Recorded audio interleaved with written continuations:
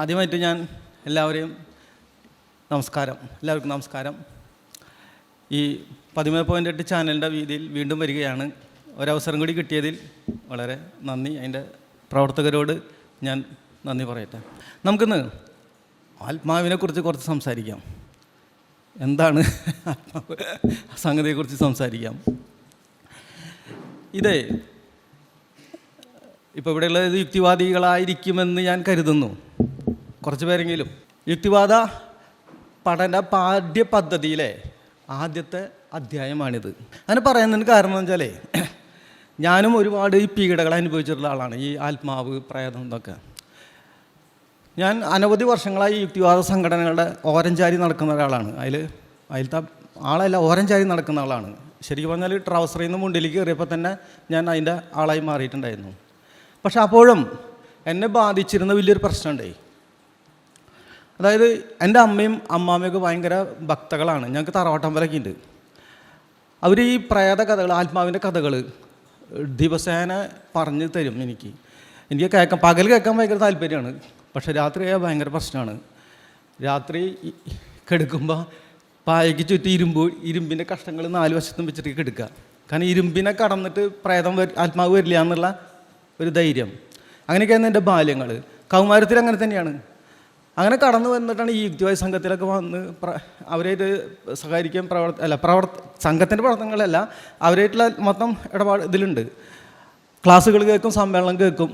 അതിൻ്റെ ഇടയിലാണ് ഈ എൻ്റെ സംശയനെ നയിച്ചുകൊണ്ടിരുന്നത്. ഭയപ്പെടുത്തലൊക്കെ ആയിരുന്നു. അതിനൊരു ഘട്ടത്തിൽ ഞാൻ ഈ അന്നത്തെ പ്രഗത്ഭർ, കലാധം മാഷ്, അതുപോലെ ഈ പവനൻ, ഇവരോടൊക്കെ ഞാനിത് ചോദിച്ചിട്ടുണ്ട്, എന്താണ് സാർ ഇത് സാധനം എന്ന്. അവർക്കൊരു മറുപടി, തൃപ്തികരമായ മറുപടി, അന്നത്തെ എൻ്റെ ആ കൗമാര മനസ്സിനെ തൃപ്തിപ്പെടുത്താവുന്നൊരു മറുപടി അവർക്ക് പറയാൻ പറ്റിയില്ല.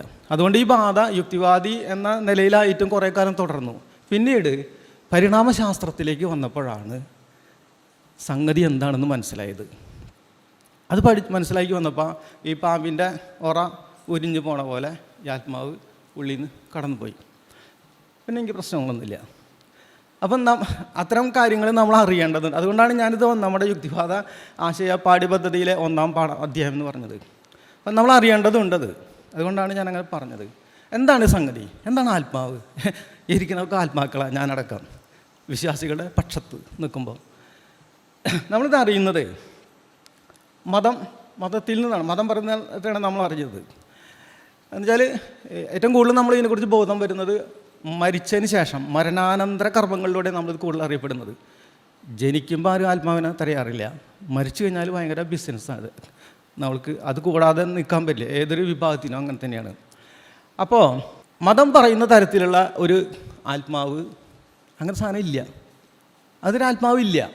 നമ്മൾ ആദ്യം മനസ്സിലാക്കണം, ബേസിക്കാണത്. അങ്ങനത്തെ ഒരു ആത്മാവില്ല. പക്ഷേ മനുഷ്യൻ പരിണാമത്തിലൂടെ രൂപപ്പെട്ടു വന്ന മനുഷ്യൻ, അതിലൂടെ തന്നെ സിദ്ധമായ വലിയ മസ്തിഷ്കം, ഈ മസ്തിഷ്കമുണ്ട് വലുത്, ബഡാ മസ്തിഷ്കമാണ്. അതിൻ്റെയൊക്കെ കാര്യങ്ങളൊക്കെ വേറെയാണ്. എന്നാലും ഞാൻ സൂചിപ്പിക്കുകയാണ്. ഈ മസ്തിഷ്കം ഉപയോഗിച്ചുകൊണ്ട് നമ്മുടെ പൂർവികർ അഭൗതികമായി അല്ലെങ്കിൽ അമൂർത്തമായി ഒരു ഇമേജിനെ, ഒരു ബിംബത്തെ സൃഷ്ടിച്ചിട്ടുണ്ട്, ആത്മാവെന്ന. അത് നമ്മൾ വഴി എന്താണെന്ന് മനസ്സിലാക്കാം. അത് നമ്മൾ സൃഷ്ടിച്ചിട്ടുണ്ട്. അനവധി 10,000-കണക്കിന് വർഷങ്ങൾക്ക് മുമ്പാണിത്. അത് സൃഷ്ടി നടന്നിട്ടുണ്ട്. അതുമാത്രമല്ല, അതിനനുസരിച്ചായിരുന്നു പിന്നീട് നമ്മുടെ ജീവിതം ഡിസൈൻ ചെയ്ത് പോകുന്നത്. ഈ 10,000-കണക്കിന് വർഷങ്ങളോളം. അതാണ് നമ്മളിനി മനസ്സിലാക്കേണ്ടത്. ഇത് മനസ്സിലാക്കാനായിട്ട് നമ്മൾക്ക് ഈ അറിയുന്നത് മതഗ്രന്ഥങ്ങളിലാണല്ലോ. ഈ മതഗ്രന്ഥങ്ങളിൽ കിടന്ന് തപ്പിത്തെരഞ്ഞിട്ട് കാര്യമില്ല. ഇതിനെക്കുറിച്ച് അറിയാൻ പറ്റില്ല. എന്തുകൊണ്ടെന്നാൽ മതഗ്രന്ഥങ്ങൾ എന്നത് മനുഷ്യനിർമ്മിതികളാണ്. മനുഷ്യൻ നിർമ്മിച്ചതാണത്. ഏതൊരു മതഗ്രന്ഥത്തിലും മനുഷ്യൻ നിർമ്മിച്ചത്. കാരണം ഭാഷ മനുഷ്യൻ നിർമ്മിച്ചതാണ്. അതിലേക്ക് വേണ്ട ആശയങ്ങളും മനുഷ്യൻ നിർമ്മിച്ചതാണ്. ആശയങ്ങളുടെ സമാഹാരമാണ് ഏതൊരു മതഗ്രന്ഥവും. ഇപ്പോൾ ഗീതയായാലും മഹാഭാരതമായാലും ഖുറാനായാലും ബൈബിളായാലും എല്ലാം മനുഷ്യനിർമ്മിതമാണ്. അതിനകത്ത് അപ്പുറത്തുനിന്ന് ഒരാൾ വന്നിട്ട് നമുക്കൊന്ന് കൊണ്ടുവന്നിട്ടൊന്നുമില്ല. അതൊക്കെ അവനവൻ സാഹിത്യമാണ്, അല്ലെങ്കിൽ അവനവൻ ആയത്തുകളാണ്, അവനവൻ വചനങ്ങളാണ്, അല്ലാതെ മറ്റൊന്നുമില്ല. അതൊക്കെ നമ്മളതിൻ്റെ ഈ പരിണാമത്തിലൂടെ കടന്നു വരുമ്പോഴാണ് ഇത് കൃത്യമായിട്ട് നമുക്ക് മനസ്സിലാവുക. അപ്പോൾ എങ്ങനെ മനസ്സിലാക്കണമെങ്കിൽ നമുക്ക് മനുഷ്യ പരിണാമത്തിലേക്ക് കടക്കണം. മനുഷ്യ പരിണാമം ഒപ്പം അതോടൊപ്പം നടന്ന സാംസ്കാരിക പരിണാമങ്ങളുണ്ട്, പിന്നെ വൈജ്ഞാനിക വികാസം. ഇത്തരം പ്രക്രിയയിലൂടെ കടന്നു വരുമ്പോഴാണ് ഈ പ്രക്രിയ എന്തെന്ന് മനസ്സിലാവുക. അപ്പോഴേ മനസ്സിലാക്കാൻ വഴിയുള്ളൂ. മതത്തിൻ്റെ ഉള്ളിൽ നിന്ന് നമുക്ക് ഒട്ടും മനസ്സിലാവില്ല. അപ്പോൾ നമ്മളിനി അങ്ങോട്ടാണ് പോകുന്നത്. നമുക്കൊരു 4 ചോദ്യങ്ങൾ ചോദിച്ചുകൊണ്ട് നമുക്ക് ഈ പ്രശ്നത്തെ പരിഹരിക്കാം, ഇവിടെ വെച്ച് മനസ്സിലാക്കിയെടുക്കാം. ഒന്നാമത്തത്, ആത്മാവിനെ നമുക്കൊന്ന് വിശദീകരിക്കാം എന്താണെന്നുള്ളത്. രണ്ടാമത്, എന്നാണ് ആത്മാവ് ഉണ്ടായത്? മൂന്നാമത്, എങ്ങനെയാണ് ആത്മാവ് ഉണ്ടായത്? 4, ആത്മാവും ഈ മരണാനന്തര ജീവിതവും ഒക്കെ ഉണ്ട് എന്നതിന്, അല്ലെങ്കിൽ പൂർവികർ ആചരിച്ചു എന്നതിന് എന്താണ് തെളിവ്? ഈ 4 കാര്യങ്ങളിലൂടെ നമുക്ക് ഈ വിഷയത്തെ വിശദീകരിക്കാം. ആത്മാവ് എന്താണ്? എല്ലാവരും മതബന്ധിതരായ ആൾക്കാരാണ്. ഇപ്പോഴത്തെ ചെറുപ്പക്കാരായ കുറച്ച് കുട്ടികൾ മാത്രമാണ് ആ ബന്ധനത്തിൽ നിന്ന് മോചിതരായിട്ടുള്ളത്. ബാക്കിയുള്ള മുഴുവൻ ആൾക്കാരും മതത്തെ ബന്ധപ്പെട്ടവരാണ്. അപ്പം മതത്തിൽ നിന്ന് തന്നെയാണ് നമ്മൾ അറിയുന്നത്. മതം പറഞ്ഞു തരുന്നത് ഇതെങ്ങനെയാണ്. നമ്മളീ കാണുന്നത് നമ്മുടെ സ്ഥൂലമായ ശരീരം. സ്ഥൂലം എന്ന് പറഞ്ഞാൽ ബൃഹത്ത്, വലിയ ശരീരമാണ് നമ്മൾ കാണുന്നത്. ഈ ശരീരത്തിനുള്ളിൽ കാണാൻ പറ്റാത്ത ഒരു സൂക്ഷ്മ ശരീരമുണ്ടത്രേ. ഉണ്ടത്രേ ആണ് കേട്ടോ, ഉണ്ടെന്നല്ല ഞാൻ പറയാം. നമുക്ക് ഉണ്ടെന്ന് പറയാൻ പറ്റില്ല, ഉണ്ടത്രേ. അതാണ് ആത്മാവ്, സൂക്ഷ്മ ശരീരം. ആ സൂക്ഷ്മ ശരീരത്തിന് മരണമില്ല. അത് മനുഷ്യൻ മരിക്കുന്നതോടുകൂടി ഈ സൂക്ഷ്മ ശരീരത്തിൽ നിന്ന് വേർപെട്ട് അങ്ങ് സ്വർഗത്തിലേക്ക് പോകും. ഈ പ്രക്രിയ നമ്മൾ മനസ്സിലാക്കുന്നത് മരണാനന്തര ചടങ്ങുകളിലാണ്. ഒരുപാടുണ്ടല്ലോ, എല്ലാ മതക്കാർക്കും അത് അറിയാവുന്നതാണ്, ചടങ്ങുകളിലാണ് നമ്മൾ അറിയുന്നത്. പക്ഷേ അത് കൂടാതെ തന്നെ പലരും, ഇപ്പോൾ സീനിയറായ പലർക്കും യുക്തിവാദികളൊക്കെ ആവുന്നേക്കാൾ മുമ്പ് ചില അനുഭവങ്ങളൊക്കെ ഉണ്ടായിരിക്കും. അല്ലെങ്കിൽ അവരുടെ അമ്മമാരും അച്ഛന്മാരൊക്കെ പറഞ്ഞിരിക്കാം, ഈ പ്രേതങ്ങളെ ആത്മാക്കളെ കണ്ടിട്ടുണ്ട്. അതിങ്ങനെ എൻ്റെ അമ്മയൊക്കെ അങ്ങനെ എന്നെ കഥ പറഞ്ഞു തന്നിട്ടുള്ള ഒരുപാട് എനിക്ക് ഓർമ്മകളുണ്ട്. ഇങ്ങനെ അമ്മാമ്മയുടെ പ്രേതം അവിടെ കത്തിച്ച സ്ഥലത്ത് ഇങ്ങനെ എന്നൊരു ഭൂമിയിലല്ല ആകാശത്തല്ല എന്ന നിലയിൽ ഇങ്ങനെ നിൽക്കുന്നു. അതിങ്ങനെ അപ്പം താടി പോലെ ഇങ്ങനെ ഒഴുകുന്നു എന്നൊക്കെ രീതിയിലുള്ള കഥനങ്ങളാണ്. അതൊക്കെ അങ്ങനെ അവിടെ എടുക്കുകയാണെന്നേ. പിന്നീടാണ് ഡിലീറ്റ് ചെയ്ത് പോയത്, ഇപ്പോൾ ഓർത്തെടുക്കണം. അപ്പോൾ അങ്ങനത്തെ കഥകൾ പലരും നിങ്ങളാരും കേട്ടിട്ടുണ്ടായിരിക്കും. അപ്പോൾ അത്തരം കഥകൾ മാത്രമാണിത്. ഇതൊക്കെ മനുഷ്യ നിർമ്മിതമായ കഥകൾ തന്നെയാണ്. ഇനി അപ്പോൾ ഈ ഒന്നാമത്തെ പ്രശ്നം എന്ന് വെച്ചാൽ, ആത്മാവ് എന്ന സാധനം എന്ന് വെച്ചാൽ നമ്മുടെ ശരീരത്തിൽ സൂക്ഷ്മമായ ഒരു ശരീരമാണ്. അത് പോകുന്നു, സ്വർഗത്തിലേക്ക് പോകുന്നു എന്നൊക്കെയാണ് മത വിശദീകരണം. അതാണ് അതിൻ്റെ ആത്മാവിൻ്റെ നമുക്കിവിടെ പറയാനുള്ള വിശദീകരണം. ഇനി അപ്പോൾ ഒന്നാമത്തെ പ്രശ്നം കഴിഞ്ഞു. രണ്ടാമത്തെ പ്രശ്നം, ഇത് എന്നാണ് ഇതുണ്ടായത് എന്നുള്ളതാണ്. എന്നാണ് ആത്മാവ് ഉണ്ടായത്? എന്നുള്ളതിന് ഉത്തരം, കഴിഞ്ഞ 40,000 വർഷം മുതൽ ആത്മാവ് എന്ന ഈ അമൂർത്ത ബിംബം മനുഷ്യൻ നിർമ്മിച്ചിട്ടുണ്ട്. കഴിഞ്ഞ 40,000 വർഷം മുമ്പ്. ഇത് കേൾക്കുമ്പോൾ നമുക്ക് തോന്നും, എന്തൊടു ഈ പൊട്ടം പറയുന്നതെന്ന് തോന്നും. 40,000 വർഷം തൊട്ടുള്ള ആ മനുഷ്യൻ എന്ന് പറഞ്ഞാൽ കാട്ടാളന്മാരും മുട്ടാളന്മാരും ആ തരത്തിലുള്ള മനുഷ്യന്മാരാണ്. അവരെന്ന് വെച്ചാൽ കുളിക്കാത്തവർ, വസ്ത്രം ധരിക്കാത്തവർ, പല്ല് ധരിക്കാത്തവർ, പാൻറ് ഇടാത്തവർ, ഷർട്ട് ഇടാത്തവർ, അങ്ങനെ നടക്കുന്ന ആ മനുഷ്യന്മാർക്ക് ആത്മാവിനെ സൃഷ്ടിക്കുകയോ എന്തൊരു അതിശയമാണ് ഈ പറയുന്നത് തോന്നും. പക്ഷെ അതല്ല, അങ്ങനെ സംഭവിച്ചിട്ടുണ്ടെന്നുള്ളതിനെ സംബന്ധിച്ചുള്ള വിശദീകരണങ്ങളൊക്കെയാണ് നമ്മൾ കിടക്കുന്നത്. അതിന് മുമ്പ് ഒരു കാര്യം കൂടി പറയട്ടെ. ഈ അടുത്ത ദിവസമേ ഞാൻ എൻ്റെ ഒരു യുക്തിവാദ സുഹൃത്ത്, തൃശ്ശൂർ ജില്ലയിലുള്ള നല്ല ഒരു സുഹൃത്താണ്. അദ്ദേഹം എൻ്റെ അടുത്ത് വന്ന് സംസാരിക്കാൻ നിന്നു. അങ്ങനെ കുറേ കാര്യങ്ങൾ സംസാരിച്ച് കൂട്ടത്തിൽ ആത്മാവിനെ കുറിച്ച് വന്നപ്പോൾ ഞാൻ പറഞ്ഞു, അത് വളരെ പൗരാണികമാണ്, ഈ അടുത്ത കാലത്ത് ഉണ്ടായതല്ല എന്ന് പറഞ്ഞ് അദ്ദേഹം തർക്കിച്ചു. അങ്ങനെ കാര്യങ്ങൾ വിശദീകരിച്ച് കൊടുത്തു. അദ്ദേഹത്തിൻ്റെ നിലപാട് എന്താണെന്ന് വെച്ചാൽ, വിശ്വാസം എന്താണെന്ന് വെച്ചാൽ, ഈ ദൈവത്തൊക്കെ മനുഷ്യൻ സൃഷ്ടിച്ചതാണെന്നുള്ള ബോധ്യം അദ്ദേഹത്തിനുണ്ട്. അപ്പോൾ അതൊക്കെ മനുഷ്യൻ ദൈവത്തെയും സ്വർഗം നരകം സൃഷ്ടിച്ചതോടൊപ്പം തന്നെയാണ് ഈ ആത്മാവിനെ സൃഷ്ടിച്ചതും എന്നാണ് അദ്ദേഹം ധരിച്ചു വെച്ചിരിക്കുന്നത്. അവിടെയാണ് ഈ പാളിച്ച പറ്റുന്നത്. അതാണ് ഞാൻ നേരത്തെ പറഞ്ഞത്, നമ്മുടെ 1-ാം അധ്യായം ഇത് വരുന്നതിൻ്റെ കാരണം ഇന്നത്തെ ദൈവങ്ങളും ആത്മാവിൻ്റെ നിർമ്മിതിയും തമ്മിൽ വലിയ വ്യത്യാസമുണ്ട്. കുറഞ്ഞതൊരു 35,000 വർഷത്തെങ്കിലും വ്യത്യാസമുണ്ട്. ആത്മാവാണ് ആദ്യം വരുന്നത്, പിന്നീട് പടിപടിയായിട്ടാണ് ഇതിലേക്ക് വരുന്നത്. അത് നമുക്ക് അതിൽ വഴി കാണാൻ പറ്റും. 35,000 വർഷം എങ്ങനെ സംഭവിക്കുന്നു എന്നുള്ളതാണ്. 40,000 വർഷം തൊട്ട് ഇതെങ്ങനെ സംഭവിക്കുന്നു വെച്ചാൽ, മനുഷ്യൻ്റെ പരിണാമത്തെക്കുറിച്ച് നമ്മൾ ചെറുതായിട്ട് ഇവിടെ ഒന്ന് മനസ്സിലാക്കണം. ഓങ്ക്രീം ഐസ്ക്രീം സ്വാഹ എന്ന് പറഞ്ഞപ്പോൾ അങ്ങേര് പറഞ്ഞപ്പോൾ ഉണ്ടായതൊന്നുമല്ല മനുഷ്യൻ, അത് പരിണമിച്ചു വന്നതാണ്. ഭൂമിയിൽ 400 കോടി വർഷമായി പരിണാമ പ്രക്രിയ നടന്നുകൊണ്ടിരിക്കുന്നു. അതിൻ്റെ ഭാഗമായിട്ടാണ് മനുഷ്യനും രൂപപ്പെട്ടു വരുന്നത്. ഇത് സംബന്ധമായി ഞാൻ തന്നെ ഒരു പുസ്തകം, വലിയൊരു പുസ്തകമാണ് അത് എഴുതിയിട്ടുണ്ട്. കൂടുതൽ അറിയണമെങ്കിൽ നിങ്ങൾക്ക് അതിൽ പോകാം, അല്ലെങ്കിൽ ഇഷ്ടം പോലെ പടിഞ്ഞാറൻ സാഹിത്യങ്ങൾ ഇതുണ്ട്. അപ്പോൾ ഈ ഇങ്ങനെ വരുമ്പോഴെന്ന് വെച്ചാൽ അതിൽ കൃത്യമായി പോയിന്റ് എന്ന് വെച്ചാൽ കഴിഞ്ഞ 70 ലക്ഷം വർഷം മുമ്പാണ് മനുഷ്യൻ്റെ പരിണാമത്തിലേക്കുള്ള ശാഖ തിരിയുന്നത്. പിന്നീട് ഒട്ടനവധി പൂർവിക മാനവ വിഭാഗങ്ങളെ സൃഷ്ടിച്ചുകൊണ്ട്, അതായത് പരിണാമം എന്ന് പറയുന്നത് ഇങ്ങനെ കോണിപ്പൊടി പോലെ നേരെ മുകളിൽ കയറി പോകുന്നതല്ല, അത് ഈ ബുഷ് ചെടി പോലെയാണ്, ശാഖ ഉപശാഖകളിൽ ഇങ്ങനെ പിരിഞ്ഞു പോകുന്നത്. അങ്ങനെ പല ശാഖകളിൽ നിന്ന് പിരിഞ്ഞു പോയതിൽ നിന്ന് ഒരു ശാഖ ആണ് മനുഷ്യനായി തിരിയുന്നത്. കഴിഞ്ഞ 3 ലക്ഷം വർഷം എത്തുമ്പോൾ മനുഷ്യൻ രംഗത്ത് വരുന്നുണ്ട്, ഹോമോസാപ്പിയൻ രംഗത്ത് വരുന്നുണ്ട്, ഇന്നത്തെ 1350 ഗ്രാം തലച്ചോറുമായി. പക്ഷെ അതൊരു പ്രാചീന ടൈപ്പാണ്. അതിൽ നിന്ന് കഴിഞ്ഞ 40,000 വർഷം എത്തുമ്പോൾ ഹോമോസാപ്പിയൻസ്, എന്നാൽ നമ്മൾ ആധുനിക മനുഷ്യൻ, മോഡേൺ മനുഷ്യൻ എന്നൊക്കെ നമ്മൾ പറയാറില്ലേ, പലപ്പോഴും ആ സാഹിത്യം നമ്മൾ വായിക്കാറുണ്ടല്ലോ, അത് വരുന്നത് കഴിഞ്ഞ 40,000 വർഷം തൊട്ടാണ്. ഇവിടെ ഇങ്ങനെ വരുന്നതിൻ്റെ എന്താ കാരണം? ചുമ്മാ വരുന്നതല്ല, അതിൽ മസ്തിഷ്കമാണ് അതിൻ്റെ കാരണം. മസ്തിഷ്കമാണ് ഈ ആത്മാവിനും ദൈവത്തൊക്കെ നിർമ്മിച്ചതെന്ന് നമ്മൾ പറയുന്നെങ്കിൽ അത് മനസ്സിലാക്കണമെങ്കിൽ മസ്തിഷ്കത്തെക്കുറിച്ച് നമ്മൾ കുറച്ച് മനസ്സിലാക്കേണ്ടതുണ്ട്. മനുഷ്യൻ്റെ മസ്തിഷ്കം കഴിഞ്ഞ 24 ലക്ഷം വർഷം തൊട്ടാണ് പടിപടിയായി വികസിക്കാൻ തുടങ്ങുന്നത്. ചില ജീനുകളുടെ ഡ്യൂപ്ലിക്കേഷനാണ് അതിലേക്ക് നയിച്ച പ്രധാന കാരണം. 24 ലക്ഷം വർഷം മുമ്പ് നമ്മുടെ മസ്തിഷ്കം വെറും 360 ഗ്രാം മാത്രം ഉണ്ടായിരുന്നു നമ്മുടെ പൂർവികർക്ക്. ആസ്ട്രലോപിത്തേക്കസ് എന്നൊക്കെ പറയും ആ വിഭാഗങ്ങളെ. അവിടെ നിന്നും നമ്മുടെ മസ്തിഷ്കം ഇന്നേക്ക് വരുമ്പോൾ 3 ഇരട്ടി വർദ്ധിച്ചു. ഇന്നിപ്പോൾ 1350 ഗ്രാമാണുള്ളത്. ഇതിലാണ് ഇതിന് ഉത്തരമുള്ളത്. അങ്ങനെ മസ്തിഷ്കം വികസിക്കുന്നു എന്ന് പറയുമ്പോൾ അങ്ങനെ കുറേ ന്യൂറോൺസ് പെരുകിങ്ങനെ കൂടുതലല്ല അർത്ഥം. മസ്തിഷ്കത്തിന് ചിത്രം കണ്ടിട്ടുണ്ടാവില്ല നിങ്ങളെല്ലാവരും, മസ്തിഷ്ക ചിത്രം. അത് കാണുന്നത് നമ്മുടെ സെറിബ്രത്തെയാണ്. സെറിബ്രം, മുകളിലത്തെ ഭാഗത്തിന് സെറിബ്രം എന്ന് പറയാം. ഈ സെറിബ്രത്തെയാണ് നമ്മൾ കാണുന്നത്. ഈ സെറിബ്രത്തിൽ അങ്ങനെ പെരുകി വരുന്നതിനിടയെ കുറേ ഭാഗങ്ങൾ, അതായത് ന്യൂറോൺസുകൾ കൂടിച്ചേർന്ന് പ്രത്യേകമായിട്ട് അവർ സവിശേഷമായ ഭാഗങ്ങൾ രൂപപ്പെടുകയും അവ പ്രത്യേകമായ അനുഭവം, അസ്തിത്വ അനുഭവം നിർമ്മിക്കുകയും ചെയ്യുമ്പോഴാണ്, അല്ലെങ്കിൽ സോഫ്റ്റ്വെയർ എന്നൊക്കെ നമുക്ക് എളുപ്പത്തിൽ മനസ്സിലാക്കാൻ പറയാം, അപ്പോഴാണ് മനുഷ്യൻ രൂപപ്പെടുന്നത്. അത് ഈ പ്രക്രിയ 40,000 വർഷം എത്തുമ്പോൾ മോഡേണിറ്റി കാണിക്കുന്നു. ആധുനിക മനുഷ്യൻ മോഡേണിറ്റി എന്ന് പറയുന്നത് 40,000 വർഷം തൊട്ടാണ്. നമ്മളീ പറഞ്ഞ പ്രത്യേക സോഫ്റ്റ്വെയറുകളൊന്നും കഴിഞ്ഞ 40,000 വർഷം മുമ്പത്തെ മനുഷ്യർക്കില്ല, അവരങ്ങനെ കാണിക്കുന്നില്ല. ഫോസിൽ തെളിവുകളുണ്ടായിരുന്നു. പക്ഷെ ഇങ്ങോട്ട് വരുമ്പോൾ 40,000 വർഷം എത്തുമ്പോൾ ഇത് കാണിക്കുന്നു. ഇവിടെയാണ് ഈ ആധുനികത വരുന്നത്.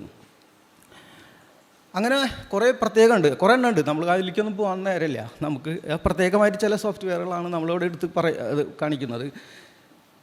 അങ്ങനെ അതാണ് ശരിക്കും ഈ ആധുനിക മനുഷ്യനെ നിർമ്മിച്ചത്. അപ്പോൾ ഈ ആധുനിക മനുഷ്യൻ നിർമ്മിക്കാൻ എന്താ ചോദിക്കാം, എന്തെങ്കിലും തെളിവെന്ന് ഞാനുണ്ടല്ല. ഈ 40,000 വർഷം തൊട്ട് മനുഷ്യൻ, അന്ന് ഐസേജാണ്, ഹിമയുഗമാണ്. ഈ ഹിമയുഗത്തിൽ നമ്മൾ വീടുകൾ ഉണ്ടാക്കുന്നുണ്ട്. വീടുകൾ എന്ന് പറഞ്ഞാൽ മൃഗത്തിൻ്റെ അസ്ഥി, മാമത്തിൻ്റെ അസ്ഥിയും കൊമ്പൊക്കെ എടുത്തുകൊണ്ട് അതിൻ്റെ തൊലി കൊണ്ട് പൊതിഞ്ഞിട്ട് വീടുകൾ ഉണ്ടാക്കുന്നു, മഞ്ഞിൽ നിന്ന് രക്ഷപ്പെടാൻ വേണ്ടിയിട്ട്. പിന്നെ ഈ മൃഗത്തിൻ്റെ തോല് തന്നെ തുന്നിക്കൂട്ടി, സൂചിയൊക്കെ ഉണ്ടാക്കി തുന്നിക്കൂട്ടി വസ്ത്രങ്ങൾ ഉണ്ടാക്കുന്നുണ്ട്. അതുപോലെ ഗുഹകളിൽ കയറി ചിത്രങ്ങൾ വരയ്ക്കുന്നുണ്ട്. കളിമണ്ണ് പൊത്തി പ്രതിമകൾ ഉണ്ടാക്കുന്നുണ്ട്. അതുകൂടാതെ ഈ മാമത്തിൻ്റെ കൊമ്പ് കൊണ്ട് ശില്പങ്ങൾ ഉണ്ടാക്കുന്നുണ്ട്. സംഗീതം, ഓടക്കുഴൽ ഉണ്ടാക്കുന്നുണ്ട്. അങ്ങനെ പല പരിപാടികൾ കാണിക്കുന്നു. ഇതൊക്കെ 40,000 വർഷം മുമ്പില്ല, 40,000 വർഷം തൊട്ടാണ്. അതാണ് ഈ മോഡേണിറ്റി എന്ന് പറയുന്നത്. അപ്പോൾ ഇത് തുടങ്ങിയതോടൊപ്പം തന്നെ ആത്മീയ ജീവിതം തുടങ്ങി മനുഷ്യൻ്റെ. അതാണ് ഈ ഞാൻ നേരത്തെ പറഞ്ഞ 40,000 വർഷം തൊട്ട് ആത്മാവിനെ സൃഷ്ടിച്ചു എന്ന് പറയുന്നുണ്ട്. അതെങ്ങനെ, അപ്പോൾ എന്നാണെന്നല്ലേ ഉത്തരം അതാണ്. 40,000 വർഷം തൊട്ട് ഇത് ആരംഭിച്ചു എന്നുള്ളത്. ഇനി അത് എങ്ങനെയാണെന്നുള്ളത് നമുക്ക് മനസ്സിലാക്കാം. എങ്ങനെയാണ് ഇത് സംഭവിച്ചത്? അത് മനസ്സിലാക്കാനേ ഈ കുറേ സോഫ്റ്റ്വെയറുകൾ നമുക്കുണ്ട്. പക്ഷെ അതൊന്നും വേണ്ട, ഒരു 3 സോഫ്റ്റ്വെയറുകൾ നമ്മൾ പ്രത്യേകമായിട്ട് മനസ്സിലാക്കേണ്ടതുണ്ട്. അതാണ് ഈ സാധനത്തെ നിർമ്മിക്കുന്നതിൻ്റെ കാരണമായിട്ട് വന്നത്. അത് തന്നെയാണ് ഇന്ന് ദൈവങ്ങൾ നിലനിൽക്കുന്നതിനും കാരണം. പക്ഷേ ഇതിനെക്കുറിച്ച് നമ്മൾ ബോധവാന്മാരല്ലാത്ത എന്നതാണ് ദൈവങ്ങൾ നമ്മളെ ഭരിക്കുന്നതിൻ്റെയും കാരണം. നമ്മളിതിനെക്കുറിച്ച് മനസ്സിലാക്കി വരുമ്പോൾ ദൈവങ്ങളൊക്കെ ഈ ഉറവിരി പോയെന്ന പോലെ പൊക്കോളും. അപ്പോൾ എന്താണ് നോക്കാം, 3 എണ്ണം നമുക്കിവിടെ എടുക്കുന്നുണ്ട് ഞാൻ. ഒന്നാമത്തേത് അബ്സ്ട്രാക്റ്റ് തിങ്കിങ് ആണ്. ഒന്നാമത്തെ അബ്സ്ട്രാക്റ്റ് തിങ്കിങ്, 2 ഓട്ടോബയോഗ്രഫിയൽ മെമ്മറി, 3-ാമത്തേത് തിയറി ഓഫ് മൈൻഡ്. കേട്ടിട്ടുണ്ടോ എന്നറിയില്ല നിങ്ങളാരും, എന്നാലും നമുക്ക് ഇതിനെക്കുറിച്ച് വിശദീകരിക്കാം. എന്താണ് അബ്സ്ട്രാക്റ്റ് തിങ്കിങ്? അബ്സ്ട്രാക്റ്റ് തിങ്കിങ് എന്ന് പറഞ്ഞാൽ അമൂർത്തമായി ചിന്തിക്കാനുള്ള കഴിവ്, അഭൗതിക വസ്തുക്കളുണ്ടെന്ന് ചിന്തിക്കാനുള്ള കഴിവ്. ഇപ്പോൾ ഇവിടെ ഇരിക്കുന്ന നമ്മളൊക്കെ ഭൗതികമാണ്, മൂർത്തമാണ്, കോൺക്രീറ്റാണ് നമ്മളെല്ലാം. പക്ഷേ ഇത് അല്ലാത്ത രീതിയിൽ നമുക്ക് ചിന്തിക്കാൻ പറ്റും. അങ്ങനത്തെ ഒരു കഴിവുണ്ട് മനുഷ്യന്. അതാണ് അബ്സ്ട്രാക്റ്റ് തിങ്കിങ് എന്ന് പറയുന്നത്. ഒരു പ്രത്യേകമായ മസ്തിഷ്ക ഭാഗം അതിനു വേണ്ടി പ്രവർത്തിക്കുന്നുണ്ട്. അതായത് ഇപ്പോൾ പെട്ടെന്ന് മനസ്സിലാവുന്നില്ല എന്താണ് അബ്സ്ട്രാക്റ്റ് തിങ്കിങ്, അമൂർത്ത ചിന്ത എന്ന് പറഞ്ഞാൽ പെട്ടെന്ന് മനസ്സിലാവില്ല. പെട്ടെന്ന് മനസ്സിലാക്കാൻ പറഞ്ഞുതരാം. ദൈവത്തെ ആരും കണ്ടിട്ടില്ല, പക്ഷെ അങ്ങനെ ഉണ്ടെന്ന് വിശ്വസിക്കുന്നു. അതൊരു അമൂർത്തമായ ഒരു സങ്കല്പനമാണ്. ആത്മാവ്, സ്വർഗം, നരകം, പ്രേതം, അങ്ങനെയാണ് അത് നീട്ടിക്കൊണ്ട് എത്ര വേണമെങ്കിലും നമുക്ക് നീട്ടിക്കൊണ്ട് പോകാൻ പറ്റും. ഈ സാധനങ്ങൾ അമൂർത്തമാണ്. പെട്ടെന്ന് മനസ്സിലാക്കാൻ വേണ്ടി ഉദാഹരണം പറഞ്ഞു. ഈ അമൂർത്തമായ ഈ സാധനങ്ങൾ നിർമ്മിക്കാൻ നമുക്ക് സാധിക്കുന്നത് ചില മസ്തിഷ്ക ഭാഗം അതിനുണ്ടെന്നുള്ളതാണ്. ഉദാഹരണത്തിന് നമ്മുടെ ഈ മുന്നിൽ കാണുന്ന നെറ്റിയുടെ ഭാഗം ഉണ്ടല്ലോ, ഇതാണ് ഇതിൻ്റെ നമ്മുടെ ഇതിലെ ഈ സെർബ്രത്തിലെ 4 ഭാഗങ്ങളുണ്ട്. അതിൽ പ്രധാനപ്പെട്ട ഭാഗമാണ് ഫ്രോണ്ടൽ ലോബ് എന്ന് പറയും. ഇതിന് ഈ ഭാഗം, ഇതിൻ്റെ അടുത്ത് തന്നെയുള്ള ഒരു പ്രധാനപ്പെട്ട നെറ്റ് ഈ സൈഡിലുള്ള ഭാഗമാണ് പ്രിഫ്രോണ്ടൽ കോർട്ടെക്സ് എന്ന് പറയും. ഇതാണ് നമ്മൾ ചിന്തിക്കുന്നതിൻ്റെയും തീരുമാനങ്ങൾ എടുക്കുന്നതിൻ്റെയും ഭാവന ചെയ്യുന്നതിൻ്റെയും യുക്തിവാദം നടത്തുന്നതിൻ്റെയും വിശകലനം നടത്തുന്നതിൻ്റെയും മൊത്തം മനുഷ്യനായി തീരുന്നതിൻ്റെയും ഭാഗം അതാണ് ഈ പറയുന്ന പ്രിഫ്രോണ്ടൽ കോർട്ടെക്സ്. ഇതിന് അടുത്തായി ഏതാണ്ട് നമ്മുടെ ഈ പുരികത്തിട്ടുണ്ടല്ലോ, ഈ പുരികത്തിട്ടിന് തൊട്ട് പിന്നിലായിട്ടൊരു ഭാഗമുണ്ട്. അതിൻ്റെ പേരാണ് rostrolateral prefrontal cortex. Rostrolateral prefrontal cortex. ഈ ഭാഗമാണ് നമ്മളെ അമൂർത്തമായി ചിന്തിക്കാൻ സഹായിക്കുന്നത്. ഇതിനെ ബ്രോഡ്മാൻ ഏരിയ 10 എന്ന് പറയും. അതുകൊണ്ട് ഒന്ന് പറഞ്ഞുതരാം. അതായത് നമ്മുടെ ബ്രെയിനെ ഈ ന്യൂറോ സയൻറ്റിസ്റ്റുകൾ നൂറ്റാണ്ടുകളായി ഇതിന് കീറിമുറിച്ച് പരിശോധിച്ചുകൊണ്ടിരിക്കുകയായിരുന്നു, അനവധി കാലങ്ങളായിട്ട്. അതിൽ കൂടുതലും നിർണായകമായ കണ്ടെത്തൽ നടത്തിയത് ഒരു ജർമ്മൻ ന്യൂറോ സയൻറ്റിസ്റ്റ് ഉണ്ട്, കോർബീനിയൻ ബ്രോഡ്മാൻ എന്ന് പറയും. 1909 അദ്ദേഹം ഇതിനെ കീറിമുറിച്ച് കഷ്ണമാക്കി കുറേ എണ്ണത്തിന് പഠിച്ചിട്ട് അദ്ദേഹം ആ ഭാഗങ്ങൾ അവരുടെ പ്രവർത്തനങ്ങളൊക്കെ മനസ്സിലാക്കി. അതിന് 52 ഭാഗങ്ങളായിട്ട് തിരിച്ചു വെച്ചു. അത് ഈ പറയുന്ന മുകളിലത്തെ ഭാഗത്ത് മാത്രം കേട്ടോ, സെർബ്രത്തിൽ മാത്രം 52 ഭാഗങ്ങളാക്കി വെച്ചു. അതിനെ ബ്രോഡ്മാൻ ഏരിയ എന്ന് പറയാം. അതിൻ്റെ നമ്പർ ഇട്ട് വെച്ചു 10, ബ്രോഡ്മാൻ ഏരിയ 10. അത് പിന്നീട് വന്ന ന്യൂറോ സയൻറ്റിസ്റ്റുകൾ പലരും അതിൽ മാറ്റങ്ങൾ വരുത്തിയെങ്കിലും ആ ബ്രോഡ്മാൻ ഏരിയ എന്നുള്ളത് ഇപ്പോഴും നിലനിൽക്കുന്നുണ്ട്, കുഴപ്പമില്ലാണ്ട്. അപ്പോൾ ബ്രോഡ്മാൻ ഏരിയ 10 ആണ് ഈ അബ്സ്ട്രാക്റ്റ് തിങ്കിങ്ങിന് നമ്മളെ സഹായിക്കുന്നത്. എല്ലാവരും, ഞാനടക്കം ഈ അബ്സ്ട്രാക്റ്റ് തിങ്കിങ് നടത്തിക്കൊണ്ടിരിക്കുകയാണ്. അതാണ് നമ്മുടെ മനുഷ്യനുണ്ടത്. അതുകൊണ്ടാണ് ഈ കുരിശിനെ നമുക്ക് ഉണ്ടാക്കാൻ പറ്റിയത്. ആത്മാവിനെ ഉണ്ടാക്കാൻ പറ്റി, പിന്നെ ആത്മാവിൽ നിന്ന് ദൈവത്തെ ഉണ്ടാക്കാൻ പറ്റുന്നതിൻ്റെ ബേസിക് കാരണങ്ങൾ ഇങ്ങനെയാണ് കിടക്കുന്നത്. ഈ 21-ാം നൂറ്റാണ്ടിൽ സത്യത്തിൽ 20-ാം നൂറ്റാണ്ടിൻ്റെ മധ്യത്തിൽ നമുക്കിത് മനസ്സിലാക്കേണ്ടതായിരുന്നു. പക്ഷേ നമുക്ക് ഇത്രയും നേരം വൈകിപ്പോയി. എന്നാലും കാര്യങ്ങൾ നമ്മൾ തിരിച്ചറിയുക എന്നുള്ളതാണ്. അടുത്തത് തിയറി ഓഫ് മൈൻഡാണ്. ഞാനിത് 2-3 ക്ലാസ്സുകൾ പറഞ്ഞിട്ടുണ്ട്. തിയറി ഓഫ് മൈൻഡ് എന്നുള്ളത് നമ്മൾ ശരിക്കും മനസ്സിലാക്കേണ്ട ഒരു കാര്യമാണ്. നമ്മുടെ ഏറ്റവും മികച്ചൊരു സോഫ്റ്റ്വെയറാണത്. ഈ ഇരിക്കുന്ന എല്ലാവരും ഇപ്പോൾ അത് ഉപയോഗിച്ചുകൊണ്ടിരിക്കുകയാണ്. നിങ്ങളുടെ തിയറി ഓഫ് മൈൻഡ് ഉപയോഗിച്ചുകൊണ്ട് എന്നെ മനസ്സിലാക്കി കഴിഞ്ഞു, ഞാൻ എൻ്റെ തിയറി ഓഫ് മൈൻഡ് ഉപയോഗിച്ചുകൊണ്ട് നിങ്ങളെയും മനസ്സിലാക്കി കഴിഞ്ഞു. ഇത് മനുഷ്യനുണ്ട്, പക്ഷെ നമ്മളത് അറിയുന്നില്ല എന്നുള്ളതാണ് തിയറി. എന്താണെന്ന് വെച്ചാൽ ഒരു മനുഷ്യൻ്റെ ബോഡി ലാംഗ്വേജിൽ, ശരീരഭാഷ കണ്ടിട്ട് ആ മനുഷ്യൻ ആ നേരത്ത് എന്താണ് ചിന്തിക്കുന്നതെന്ന് എനിക്ക് ചിന്തിക്കാൻ പറ്റും. അവൻ്റെ മൈൻഡ് റീഡിങ് ആണത്. ഒരു കാര്യം ശ്രദ്ധിക്കേണ്ടതെന്ന് വെച്ചാൽ ഒരാളൊരു ഇത് പറയുമ്പോൾ ഞാൻ ഒരാളുടെ ബോഡിയിൽ വായിച്ചു കഴിഞ്ഞാൽ എനിക്ക് അയാളുടെ മനസ്സ് വായിക്കാൻ പറ്റുമെന്ന് പറയുന്നെങ്കിലും അയാൾ ആ നേരത്തെ എന്താണ് ചിന്തിക്കുന്നത് നമുക്ക് പറയാൻ പറ്റും, അതൊക്കെ തന്നെ അറിയുള്ളൂ. പക്ഷേ അയാൾ അങ്ങനെയാണ് ചിന്തിക്കുന്നതെന്ന് എനിക്ക് ചിന്തിക്കാൻ പറ്റും. അതാണ് ഈ സോഫ്റ്റ്വെയർ, അതാണ് ഈ തിയറി ഓഫ് മൈൻഡ്. ഈ തിയറി ഓഫ് മൈൻഡ് വന്നതോടുകൂടിയിട്ടാണ് മനുഷ്യൻ്റെ ഈ ആദ്യകാലത്ത് ഈ കൾച്ചറൽ എക്സ്പ്ലോഷൻ എന്ന് പറയും, ഇങ്ങനെ പൊട്ടിത്തെറി പോലെയാണ് സാംസ്കാരികമായ മുന്നേറ്റം നടക്കുന്നത് ഈ കഴിഞ്ഞ 40,000 വർഷം തൊട്ട്. അതിൻ്റെ ഏറ്റവും പ്രധാനപ്പെട്ട സോഫ്റ്റ്വെയർ ഇതാണ്, ഈ തിയറി ഓഫ് മൈൻഡാണ്. അതിങ്ങനെ ഇപ്പം നമ്മുടെ ധാർമ്മികത വികസിക്കുന്നതൊക്കെ അങ്ങനെയാണ്. ഇപ്പോൾ ഒരാൾക്ക് അവിടെ പരിക്ക് പറ്റി കിടന്ന് ഒരു ആവശ്യത അനുഭവിക്കുന്ന നമുക്ക് തോന്നിയാൽ അയാൾ ആരെന്നറിയാതെ നമ്മൾ പോയി അയാളെ സഹായിക്കും. ഇതാണ് ഇതാണ് സംഗതി. അതിൽ മതം പഠിപ്പിച്ചൊന്നുമല്ലത്. മതം ഉണ്ടാവുന്നതൊക്കെ എത്രയോ ആയിരക്കണക്കിന് വർഷങ്ങൾക്ക് മുമ്പ് ഈ സോഫ്റ്റ്വെയർ നമുക്ക് രൂപപ്പെട്ടു എന്ന് പറയും. അതാണ് ഈ തിയറി ഓഫ് മൈൻഡ്. അതുപോലെ ഇങ്ങനെ ഇവിടെ ഏറ്റവും പ്രധാനപ്പെട്ട കാര്യം വെച്ചാൽ നമ്മളിപ്പോഴും അത് ഉപയോഗിച്ചുകൊണ്ടിരിക്കുന്നതിന് മറ്റൊരു കാര്യമായിട്ടാണ്. നമ്മൾ എല്ലാവരും സാഹിത്യം വായിക്കും, നോവൽ കഥകളൊക്കെ വായിക്കുന്ന ആൾക്കാരാണ്. ഈ നോവലും കഥകളും മുഴുവനും തിയറി ഓഫ് മൈൻഡാണ്. പക്ഷെ നമ്മളത് അറിയുന്നില്ല. ഞാനൊരു ഉദാഹരണം പറഞ്ഞുതരാം. പലയിടത്തും പറയുന്നതാണ് എനിക്ക് ഏറ്റവും ഇഷ്ടപ്പെട്ട ഉദാഹരണം. ഇപ്പോൾ തകഴിയുടെ ചെമ്മീൻ എന്ന സിനിമ എടുത്ത് നോക്കൂ. ഈ ചെമ്മീൻ സിനിമയിൽ ആ നോവലിൽ പളനി, ആ നോവൽ പറയുന്ന പോലത്തെ ഒരു പളനി കടപ്പുറത്ത് എങ്ങനെ തപ്പിയാലും നമുക്ക് കിട്ടില്ല. പക്ഷേ അതുകൊണ്ട് സാമ്യമുള്ള ഒരു മനുഷ്യൻ അവിടെ ആയിരിക്കും. അതിനെ തകഴി പെറുക്കിയെടുത്തിട്ട് ആ മനുഷ്യൻ അങ്ങനെയാണ് ചിന്തിക്കുന്നതെന്നും എന്ന് തകഴി ചിന്തിച്ച് പോയിട്ടാണ് അവിടെ ചക്കിയും പിന്നെ മറ്റേ കഥാപാത്രങ്ങളൊക്കെ അവിടെ ഉണ്ടാകുന്നത്. അത് തകഴിയാണ് അത് ചെയ്തത്. അതുപോലെ തന്നെയാണ് കേശവദേവ ആയാലും MT ആയാലും എല്ലാവരും ഇതാണ് ചെയ്യുന്നത്. സാഹിത്യം എല്ലാം മുഴുവനും തീറസ്മെൻ്റാണ്. പക്ഷെ നമ്മളത് അറിയാതെ അത് സംഗതി അറിയാതെ നമ്മളത് ആസ്വദിച്ചുകൊണ്ടിരിക്കുകയാണ്. ഇത് തന്നെയാണ് എല്ലാ മതഗ്രന്ഥവും. മഹാഭാരതമായാലും ഗീതയായാലും ഖുറാനായാലും ബൈബിളും. ഖുറാൻ എന്ന് പറയുന്നത് മുഹമ്മദിൻ്റെ തീറസ്മെൻ്റാണ്. പക്ഷേ നമ്മളത് മനസ്സിലാക്കിയെടുക്കുക. ബൈബിൾ ഒരു കൂട്ടം ഈ ഇതുണ്ടല്ലോ പ്രവാചകന്മാരുടെ തീറസ്മെൻ്റാണ്. അത് ഗീത എല്ലാം അങ്ങനെ തന്നെയാണ്. മനുഷ്യനിർമ്മിത സാഹിത്യം മുഴുവനും ഈ സോഫ്റ്റ്വെയർ ഉപയോഗിച്ചിട്ടാണ് നടക്കുന്നത്. ഇതാണ് അതായത് മറ്റൊരു മനുഷ്യൻ്റെ മനസ്സ് വായിച്ചെടുക്കുക എന്നുള്ളതാണ് ഇവിടെ നിർണായകമാകുന്നത്. അപ്പോൾ രണ്ടാമത്തെ സാധനമാണ് ഇത്. ഇനി മൂന്നാമത്തെ നോക്കാം. മൂന്നാമത്തെ സോഫ്റ്റ്വെയറാണ് ഓട്ടോബയോഗ്രഫിക്കൽ മെമ്മറി. ഓട്ടോബയോഗ്രഫിക്കൽ മെമ്മറി എന്ന് പറഞ്ഞാലേ ഇതൊക്കെ കഴിഞ്ഞ 40,000 വർഷത്തിന് മുമ്പാണ് ഇത് ശരിക്കും ഫോം ചെയ്ത് വരുന്നത്. പക്ഷേ അതിൻ്റെ റിസൾട്ട് കൊയ്യുന്നത് 40,000 വർഷത്തിന് ശേഷമാണ്.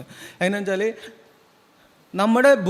നമ്മുടെ ഒരു മനുഷ്യൻ്റെ ജീവിതത്തിൽ സംഭവിക്കുന്ന കാര്യങ്ങളുണ്ടല്ലോ, അത് ഏറെ കാലം കഴിഞ്ഞതിന് ശേഷം ഓർമ്മയിൽ തിരിച്ചു കൊണ്ടുവന്നിട്ട് അതിനെ വിശകലനം ചെയ്തിട്ട് അതിൽ പല കോട്ടങ്ങളും നമുക്ക് പറ്റിയിട്ടുണ്ടായിരിക്കും. ആ കോട്ടങ്ങളൊക്കെ പരിഹരിച്ചിട്ട് നമുക്ക് ഭാവിയെ നിർമ്മിക്കാൻ പറ്റും. അതാണ് മനുഷ്യൻ എന്നത് സ്വയം നിർമ്മിക്കുന്നു. ഗോൾഡൻ ചൈൽഡാണ് പറഞ്ഞത്. പക്ഷെ 100% ശരിയാണ്, ഇന്നും ശരിയാണ്. മനുഷ്യൻ സ്വയം നിർമ്മിക്കുന്നു.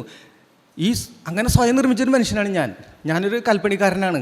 എനിക്കിവിടെ നിന്ന് പറയാനുള്ള യോഗ്യതയൊന്നുമില്ല സാധാരണ ഇതിൽ. പക്ഷേ ഞാൻ സ്വയം നിർമ്മിച്ചതിൻ്റെ ഭാഗമായിട്ടാണ് ഇത് പറയുന്നത്. നിങ്ങൾക്കും പറ്റും, എല്ലാവർക്കും പറ്റും. സ്വയം നിർമ്മിക്കലാണ് നമ്മളെല്ലാവരും.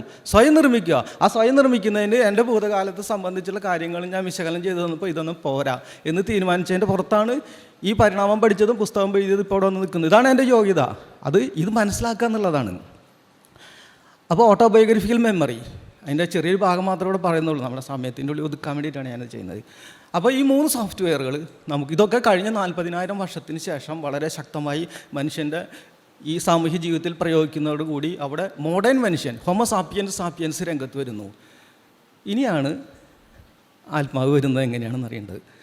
ഈ സോഫ്റ്റ്വെയർ എല്ലാം കൂടി ഒന്നിച്ച് പ്രവർത്തിക്കുമ്പോഴാണ് ഇത് വരുന്നത്. എങ്ങനെ നോക്കാം. ഇവിടെ മരണത്തിന് വലിയ പങ്കാണ് മരണത്തിന് ഈ ആത്മാവിനെ സൃഷ്ടിക്കുന്നതിൽ. അത് തിയറി ഓഫ് മൈൻഡും ഒക്കെ ഒരുമിച്ച് അവിടെ പ്രവർത്തിക്കുന്നത്. എന്നുവെച്ചാൽ ഇനി നമ്മൾ മനസ്സിലാക്കേണ്ട ഒരു കാര്യം വെച്ചാൽ കഴിഞ്ഞ 40,000 വർഷം തൊട്ട് കഴിഞ്ഞ 10,000 വർഷം വരെയുള്ള കാലത്ത് പറയുന്ന പേരാണ് ഉത്തര പ്രാചീന ശിലായുഗം, അതായത് അപ്പർ പാലിയോലിത്തിക് ഏജ്. കഴിഞ്ഞ 10,000 വർഷം തൊട്ട് കഴിഞ്ഞ 5,000 വർഷം വരെയുള്ള കാലം നിയോലിത്തിക് ഏജ്, നവീന ശിലായുഗം. 5,000 വർഷത്തിന് ശേഷം ഇങ്ങോട്ടുള്ളത് ലോഹയുഗം, നമുക്കറിയാം, സിവിലൈസേഷൻ കാലഘട്ടം. ഇതിൽ അപ്പർ പാലിയോലിത്തിക് എന്ന് പറഞ്ഞാൽ ഉത്തര പ്രാചീന ശിലായുഗത്തിൽ ജീവിതത്തിൽ നിന്നാണ് ആത്മാവിൻ്റെ രൂപീകരണത്തിന് വേണ്ട അസംസ്കൃത വസ്തു രൂപപ്പെടുന്നത്. അതിന് നോക്കാം. അപ്പോൾ ഈ പറഞ്ഞ സോഫ്റ്റ്വെയറൊക്കെയുള്ള മനുഷ്യനാണ് അവിടെ ജീവിക്കുന്നത്. അന്ന് മറ്റെല്ലാ മനുഷ്യവിഭാഗങ്ങളും അസ്തമിച്ചു പോയി. നിയാണ്ടർത്താലുകളും ഡെനിസോവൻ അടക്കമുള്ള എല്ലാ പൂർവിക മനുഷ്യവിഭാഗങ്ങളും അസ്തമിച്ചു പോയി. ഇപ്പോൾ മോഡേൺ മനുഷ്യൻ മാത്രമേ ഉള്ളൂ. അവർ ഇങ്ങനെ ചെറിയ കൂട്ടങ്ങൾ 15-20 പേരുള്ള കൂട്ടങ്ങളായിരുന്നു ജീവിച്ചുകൊണ്ടിരിക്കുന്നത്. പലയിടത്തും അടുത്ത് ജീവിക്കും. ഇവിടെയാണ് ഈ പറഞ്ഞ സംഗതി വരുന്നത്. അപ്പോൾ മോഡേണിറ്റി അവിടെ ഉണ്ട്. അതിനൊപ്പമുള്ള ആത്മീയതയെ നമ്മൾ സൃഷ്ടിച്ചത് ഇങ്ങനെയാണെന്ന് നമ്മൾ ഇനി മനസ്സിലാക്കാൻ പോകുന്നത്. അപ്പോൾ അതിൽ നിന്നൊരാൾ മരിക്കുന്നു കൂട്ടത്തിൽ. അപ്പോൾ എന്ത് സംഭവിച്ചാൽ അന്ന് കൃഷിയില്ല. മനുഷ്യൻ എങ്ങനെ ജീവിച്ചിരുന്നത്? ആഹാരം അലഞ്ഞ് നടന്ന് തേടി കണ്ടുപിടിക്കണം, കായും കിഴങ്ങ് വിഭവങ്ങളൊക്കെ കണ്ടുപിടിക്കണം. അതുപോലെ ഈ മൃഗങ്ങളെ വേട്ടയാടാൻ എളുപ്പത്തിൽ പോയി പിടിക്കാൻ കിട്ടുന്നില്ല. ഒരു മൃഗത്തിനെ ഒറ്റ തിരിച്ച് പിടിച്ചിട്ട് അവനെ ഓടിച്ച് തളർത്തിയിട്ട് വീഴ്ത്തിയിട്ട് വേണം അവനെ ഇടിച്ച് വീഴ്ത്തി അവനെ കൊല്ലാൻ. അങ്ങനെയാണ് നമ്മുടെ വേട്ട. അല്ലാണ്ട് സിംഹത്തിനെ പോലെ നമുക്ക് സാധ്യമല്ല. അപ്പോൾ അങ്ങനെയാണ് ഒരു ദിവസത്തെ കൊണ്ട് ആഹാരം സമ്പാദിച്ചു വയ്ക്കുന്നത്. അങ്ങനെ ആ കൂട്ടത്തിൽ ഒരാൾ മരിക്കുകയാണ്. ഭയങ്കര വൈകാരികതയാണ്. വെച്ചാൽ അപ്പോൾ ഒരു 20 പേരുകൾ കൂട്ടം പറഞ്ഞാൽ അവർ രക്തബന്ധാധിഷ്ഠിതമാണ് അവർ. ആ കൂട്ടത്തിൽ എന്താണ് ഒരാൾ മരിക്കുന്നത്. അത് വല്ലാത്തൊരു അനുഭവമാണ് അവർക്ക് ഉണ്ടാകുന്നത്. അവിടെയാണ് ഈ തിയറി ഓഫ് പ്രവർത്തിക്കുന്നത്. അതായത് മരിച്ചവൻ്റെ ജീവിതത്തെ ജീവലോകത്ത് ഒരേ ഒരു ജീവിക്ക് മാത്രമാണ് പിന്നെയും മുന്നോട്ട് കൊണ്ടുപോകാൻ പറ്റുക. മനുഷ്യൻ അവിടെ മുന്നോട്ട് കൊണ്ടുപോവാണ്. ഇപ്പം നമുക്ക് ചില ദുഃഖപര്യവസായ ദുഃഖപര്യവസായി എന്ന് പറഞ്ഞ സിനിമകളുണ്ടല്ലോ, ആ സിനിമകൾ നമ്മൾ കണ്ടു കഴിഞ്ഞാലേ തിയേറ്റർ വിട്ട് ഇറങ്ങുമ്പോൾ ആ കഥാപാത്രങ്ങളും കൂടി നമ്മുടെ കൂടെ പോരും. എന്നിട്ട് കുറച്ച് ദിവസം നമ്മുടെ മനസ്സിനെ മതിച്ചുകൊണ്ടിരിക്കും. എന്നിട്ട് പിന്നെ നമ്മളതിന് ശുഭപര്യവസായിയാക്കി മാറ്റും. അങ്ങനെയാണത്തെ ഒരു പ്രകൃതം മനുഷ്യനുണ്ട്. ഇതാണ് അവിടെയാണ് ഈ തിയറി ഓഫ് മൈൻഡാണ് പ്രവർത്തിക്കുന്നത്. അപ്പോൾ മരിച്ചു കിടക്കുന്ന ഒരാളുടെ ജീവിതത്തെ നമുക്ക് മുന്നോട്ട് കൊണ്ടുപോകാൻ പറ്റും. ഇങ്ങനത്തെ ഒരു മെൻ്റൽ പ്രക്രിയ നടക്കുന്നതിൻ്റെ ഇടയിലാണ് ഇവർ ഈ മനുഷ്യനെ സ്വപ്നം കാണുന്നത്. ഈ മരിച്ച മനുഷ്യനെ സ്വപ്നം കാണും. സ്വപ്നത്തിനാണ് ഇവിടെ നിർണായക പങ്കുള്ളത്. എന്നു വെച്ചാൽ മരിച്ച മനുഷ്യൻ സ്വപ്നത്തിൽ അവൻ അന്ന് ധരിച്ചിരിക്കാവുന്ന രൂപഘടന വെച്ചാൽ അവന് ഈ ഇതുണ്ട്, വസ്ത്രമൊക്കെ ഉണ്ട്, മൃഗത്തോലൊക്കെ ഉണ്ട്, അതുപോലെ കുന്തം ആഭരണങ്ങളൊക്കെ ഉണ്ടായിരിക്കുന്നു. അതൊക്കെ ഇട്ടിട്ട് അവൻ രാത്രി വരുന്നു, വേട്ടയാടുന്നു, കൂട്ടരോടെ കൂടിയിട്ട് വേട്ടയാടുന്നു, അങ്ങനെ ആഹാരം കിട്ടുന്നു, ഭക്ഷിക്കുന്നു, ആർപ്പ് വിളിക്കുന്നു. അത്തരത്തിലേക്ക് ആയിരിക്കും സ്വപ്നങ്ങൾ കാണുള്ളൂ. അവരുടെ വ്യവഹാര മേഖല അത്രയ്ക്കെങ്കിലും ഉണ്ടാവുള്ളൂ. അങ്ങനെ ഇതിൻ്റെ ഇടയിൽ ഇവർ ചിന്തിക്കുക എങ്ങനെയാണെന്ന് വെച്ചാൽ, മരിച്ചു പോയവനെയാണ് കാണുന്നത്. അതായത് അവൻ മറ്റൊരു ലോകത്തുണ്ടെന്നുള്ള ചിന്തയിലേക്കാണ് അവർ പോവുക. അതായത് രാത്രി ഉറക്കം ഇതെന്ന് പറഞ്ഞാൽ അത് മറ്റൊരു ലോകത്തേക്കുള്ള വാതിൽ തുറക്കലായിട്ടാണ് അവർ സങ്കല്പിക്കുന്നത്. ഇത് ഒരു മനുഷ്യനിലല്ല, കൂട്ടത്തിൽ പലർക്കും അങ്ങനെ കൂട്ടത്തിൽ സംഭവിച്ചുകൊണ്ടിരിക്കുമ്പോൾ ഇന്നത്തെ സൈക്കോളജി ഒന്നും ഇല്ലല്ലോ അന്ന്. അവർ വിശ്വസിച്ച് പോവുകയാണ്. മറ്റൊരു ഇമേജ്, അത് അമൂർത്തമായ രൂപമാണ്. ഇപ്പം ഞാനും മരിച്ചുപോയ സ്വപ്നം കണ്ടിട്ടുണ്ട്. ഒരു അമൂർത്തമായ രൂപമാണ്. നമുക്കതിനൊരു അത് സ്ഥൂലമായ രൂപത്തിലൊന്നല്ലല്ലോ നമ്മളതിന് കാണും, ഒരു അമൂർത്തമാണ്. പക്ഷെ അങ്ങനെ ഉണ്ടെന്ന് അവരത് വിശ്വസിച്ചു. അവർ മറ്റൊരു ലോകത്ത് അവനുണ്ടെന്ന് അവർ വിശ്വസിക്കുകയാണ്. ആ വിശ്വസിക്കുന്നതിൻ്റെ ഫലമായി അത് ഒറ്റ തലമുറയിലല്ല, തലമുറയിൽ കടന്നു പോകുമ്പോഴാണ് ആ വിശ്വാസം രൂഢമൂലമാകുന്നത്. അത് സ്ഥിരമാവുന്നു. ഒപ്പം അവർ കാണുന്ന ഒരു തരം പ്രത്യേകതരം ഒരു ലോകമുണ്ടല്ലോ, നമ്മൾ സ്വപ്നം കാണുന്ന പ്രത്യേക ലോകമുണ്ടല്ലോ. ആ ലോകമാണ് ഈ മരണാനന്തര ലോകം എന്ന് പറയുന്നത്. മരണാനന്തര ലോകം എന്ന് പറയുന്നത് ഈ അമൂർത്തമായിട്ട് സ്വപ്നത്തിൽ കാണുന്ന ഈ സംഗതിയെ മനുഷ്യൻ വ്യാഖ്യാനിച്ചെടുത്തതാണ് അങ്ങനെയുണ്ടെന്നുള്ളത്. സത്യത്തിൽ ഇതേ നമ്മുടെ നാട്ടിലെ യുക്തിവാദം ശരിക്കും നിശ്ചിതമായി വിമർശിക്കണം കേട്ടോ. ഇതൊക്കെ ഉണ്ടല്ലോ 1871 അന്നത്തെ ബ്രിട്ടീഷ് നരവംശാസ്ത്രജ്ഞനായിരുന്ന എഡ്വാർഡ് ടൈലർ, അദ്ദേഹത്തിൻ്റെ പ്രിമിറ്റീവ് കൾച്ചർ എന്നൊരു പുസ്തകമുണ്ട്. അതിൽ വിശദമായിട്ട് പറഞ്ഞിട്ടുണ്ട്. ഇതൊക്കെ 1871 കൃത്യം പറഞ്ഞിട്ടുണ്ട്. അപ്പോൾ ഇവിടുത്തെ യുക്തിവാദികളൊക്കെ ഹിന്ദു കുന്തം നോക്കിയിരിക്കുകയായിരുന്നു. ഇതൊന്നും മനസ്സിലാക്കി നമുക്ക് പറഞ്ഞു തരണ്ടേ? ഒരു തേങ്ങക്കൊലം ചെയ്തില്ല, വെറും വൈരുദ്ധ്യാധിഷ്ഠിത ഭൗതികവാദത്തിൻ്റെ മൂടും താങ്ങി നടന്നുകൊണ്ടാണ് നമുക്ക് ഇന്നത്തെ ഈ അവസ്ഥ ഗതികേട് വന്നത്. മനസ്സിലാക്കണം നമ്മൾ. ശാസ്ത്രം എന്നത് നമ്മുടെ യുക്തിവാദികളവിടെ തീണ്ടിയിട്ടില്ല എന്നുള്ള ഒരു സത്യം നമ്മളിവിടെ തിരിച്ചറിയണം. 18-ാം നൂറ്റാണ്ട് 19-ാം നൂറ്റാണ്ട് ഒടുവിൽ കണ്ടെത്തിയ കാര്യങ്ങൾ ഇപ്പോഴാണ് നിങ്ങൾക്ക് വിളിച്ചു പറയേണ്ടി വരുന്നത്. അങ്ങനെ അത് സ്ഥിരമാവുകയാണ്, അവിടെ സ്ഥിരമാവുകയാണ്. അപ്പോൾ അങ്ങനത്തെ ഒരു ഇമേജ് ഉണ്ടെന്നുള്ള ആ സമൂഹത്തിൽ രൂപം കൊള്ളുകയും പിന്നീട് അതോടൊപ്പം ഒരു ആത്മാവ് അത് നിൽക്കാനിടമുള്ള ഒരു സ്ഥലം എന്ന രീതിയിൽ അതിന് മരണാനന്തര ലോകം. അതായത് മനസ്സിലാക്കുക, ഒരു സ്ഥൂല ശരീരത്തിന് പകരം സൂക്ഷ്മ ശരീരമാണ് നമ്മൾ കാണുന്നത്. ആ ഇമേജ് ഉണ്ടല്ലോ, അത് സൂക്ഷ്മമാണ്. അതാണ് ശരിക്കും കറക്റ്റായിട്ട് വരുന്നത്. സൂക്ഷ്മം അതുണ്ടെന്ന് വിശ്വസിക്കുന്നത്. അങ്ങനെയാണ് ആത്മാവ് ഉണ്ടെന്ന് വരുന്നത്. ഇനി മനുഷ്യൻ്റെ ജീവിതം അതിനനുസരിച്ചാണ് ഡിസൈൻ ചെയ്യപ്പെടുന്നത്. അതിനനുസരിച്ചാണ് ഡിസൈൻ ചെയ്യുന്നത്. അതായത് എല്ലാവിധ മെച്ചപ്പെട്ട ഭൗതിക മുന്നേറ്റം നടത്തുന്നതോടൊപ്പം ഈ ആത്മീയതയിലും നമ്മൾ മുന്നേറ്റം നടത്തുകയാണ് ഇനി. അതാണ് നമ്മളിനി ചരിത്രത്തിൽ കാണുന്നത്. അപ്പോൾ ഈ മൂന്നാമത്തെ ഭാഗം വളരെ ചെറുതായിട്ട് ഞാൻ പറയുന്നുള്ളൂ, കാരണം വിശദമായിട്ട് പറയാൻ ഇതില്ല. അപ്പം എന്നാലും നിങ്ങൾക്ക് ഒരു കാര്യം പിടികിട്ടിയെന്ന് കരുതട്ടെ. ഈ സംഗതി ആത്മാവ് എന്ന സാധനം അല്ലെങ്കിൽ സൂക്ഷ്മ ശരീരം എന്ന സാധനം ഈ സ്വപ്നത്തിലാണിത് വരുന്നത് എന്നുള്ളത് അവരങ്ങനെ വ്യാഖ്യാനിച്ചെടുത്തതാണ്, അങ്ങനെയുണ്ടെന്നുള്ളത്. അതൊക്കെ സമ്മതിച്ചു. ഇനി മനുഷ്യൻ ഇത് ആചരണമായിട്ട് കൊണ്ടുവരികയാണ്. ഇനി അവിടെയാണ് ഈ ദൈവം ഇതൊക്കെ വരുന്നത്. അത് മൂന്നാമത്തെ പാർട്ടും കഴിഞ്ഞു. ഇനി നമ്മൾ ആത്മാവും മരണാനന്തര ലോകമുണ്ടെന്ന് തെളിവുകൾ അന്വേഷിക്കുകയാണ്. ഈ ആർക്കിയോളജി എന്നുള്ള ശാസ്ത്രശാഖ നമ്മുടെ നാട്ടിൽ ഇപ്പോഴും ശൈശവാവസ്ഥയിലാണ്, വളരെ കുറച്ചാണ്. കേരളത്തിൽ ഒന്നുമില്ല എന്ന് തന്നെ പറയും. കർണാടകത്തിലൊക്കെ വളരെ മെച്ചപ്പെട്ട രീതിയിൽ നടക്കുന്നുണ്ട്. അവിടെയൊക്കെ നല്ല ആർക്കിയോളജിസ്റ്റുകളുണ്ട്. ഇവിടെ തമ്മി അടികൂടി വിടാനേ നേരമുള്ളൂ ഇവിടുത്തെ ആർക്കിയോളജിസ്റ്റുകൾക്ക്. ഇവിടെ ഉണ്ട്. പക്ഷേ യൂറോപ്യൻ ആർക്കിയോളജിസ്റ്റുകളാണ് ഇതൊക്കെ കണ്ടുപിടിച്ചതും കാര്യങ്ങൾ മനസ്സിലാക്കുന്നത്. ഇന്ത്യയിലും ഇനി കണ്ടെത്താൻ കിടക്കുന്നേ ഉള്ളൂ. ഫോസിലുകൾ നിരവധി ഇവിടെ കണ്ടെത്താൻ കിടക്കുന്നുള്ളൂ. അതുപോലെ നമ്മൾ ഇനി പറയാൻ പോകുന്ന കാര്യങ്ങളെക്കുറിച്ചുള്ള ഒരുപാട് തെളിവുകൾ കണ്ടെത്താൻ കിടക്കുന്നേ ഉള്ളൂ. അതിനൊക്കെ നേരം വെളുക്കും, കുറേ സമയം പിടിക്കും. പക്ഷേ അതുകൊണ്ട് നമുക്ക് യൂറോപ്പിൽ നിന്ന് എടുക്കാം തെളിവ്. നമുക്ക് ഈ റഷ്യയിൽ നിന്നാണ് തെളിവ് കിട്ടുന്നത്. റഷ്യയിൽ മോസ്കോയ്ക്ക് അടുത്ത് ഈ 200 കിലോമീറ്റർ കിഴക്ക് ഭാഗത്ത് സൺഗിർ എന്ന് പറഞ്ഞ സ്ഥലമുണ്ട്. സൺഗിർ, അവിടെ നിന്നാണ് തെളിവ്. അതായത് അത് ഒരു പൗരാണിക ശ്മശാനമാണത്. 32,000 വർഷങ്ങൾക്ക് മുമ്പ് മരിച്ച മനുഷ്യരുടെ ശവസംസ്കാരം നടത്തിയ വേദിയാണത്. 32,000 വർഷം മുമ്പ് ഐസേജാണ്, ഹിമയുഗമാണ്, പിന്നെ ശിലായുഗമാണ്. അവിടെ മരിച്ച മനുഷ്യരെ ശവസംസ്കാരം നടത്തുന്ന അതിൻ്റെ തെളിവുകളാണ്. ഒരുപാട് പേര് അവിടെ ശവസംസ്കാരം നടത്തിയിട്ടുണ്ട്. നമുക്കെല്ലാം വേണ്ടല്ലോ, നമുക്ക് ഒരാളെടുത്താൽ മതി. ഒരാളിൽ നിന്ന് തന്നെ എല്ലാ തെളിവുകളുണ്ട്. ഒരാളെടുക്കുക. ഒരു 42ഓളം വയസ്സ് പ്രായമുണ്ടെന്ന് പറയുന്ന ഒരു മനുഷ്യൻ്റെ ശവസംസ്കാര വേദിയാണ് പ്രാചീന മനുഷ്യന് ഈ ആത്മാവും മരണാനന്തര ലോകവിശ്വാസവും ഒക്കെ രൂപപ്പെട്ടു എന്നതിൻ്റെ തെളിവ്. ഇത് റഷ്യൻ ആർക്കിയോളജിസ്റ്റുകളാണിത് കണ്ടെത്തിയത്. 67 മുതലുള്ള ഖനനം അവിടെ നടക്കുന്നുണ്ട്. ഇത് കണ്ടെത്തുക പറഞ്ഞാൽ ഇങ്ങനെ കുറേ കൈക്കോട്ടും പിക്കാസും കൊണ്ട് കുത്തി വലിച്ചെടുക്കലല്ലോ, വളരെ എന്താ പറയുക, പേനക്കത്തിയും ബ്രഷും കൊണ്ടാണ് ഇതൊക്കെ ചെയ്യുന്നത്. അങ്ങനെയാണ് ഇത് പുറത്തെടുക്കുന്നത്. അതായത് ഭൂനിരപ്പിൽ നിന്ന് 60 സെൻറ്റിമീറ്റർ മാത്രം താഴ്ചയിൽ, 60 സെൻറ്റിമീറ്റർ മാത്രം താഴ്ച, അവിടെ കുഴി 6 അടി നീളമുണ്ട് കുഴിക്ക്, 2 അടി വീതിയുണ്ട്. പക്ഷേ ചെമ്മണ്ണ് സ്ഥലമാണ്, കുത്തിയെടുക്കുക എളുപ്പമല്ല. ഞാൻ കൈ എന്താ പറയുക, കടലിൻ്റെ അടുത്ത് നിന്ന് വരുന്ന ആൾക്കാർ, ഞങ്ങളുടെ അവിടെ അരമണിക്കൂർ കൊണ്ട് കൈ കൊണ്ട് മാന്തിയാലും ഒരു കുഴി കുത്താൻ പറ്റും. പക്ഷേ അവിടെ പറ്റില്ല. ശിലായുധമാണ് അവരുടെ കയ്യിലുള്ളത്. ഈ ശിലായുധം കൊണ്ട് ഈ ചെമ്മണ്ണിനെ കുത്തി ഇവരൊരു കുഴി കുത്തി. അവിടെയാണ് അതിൻ്റെ കാര്യം കിടക്കുന്നത്. ചിലപ്പോൾ 2-3 ദിവസം എടുത്തിട്ടുണ്ടായിരിക്കും അത്രയും വലിയ കുഴി കുത്തിയെടുക്കാനായിട്ട്.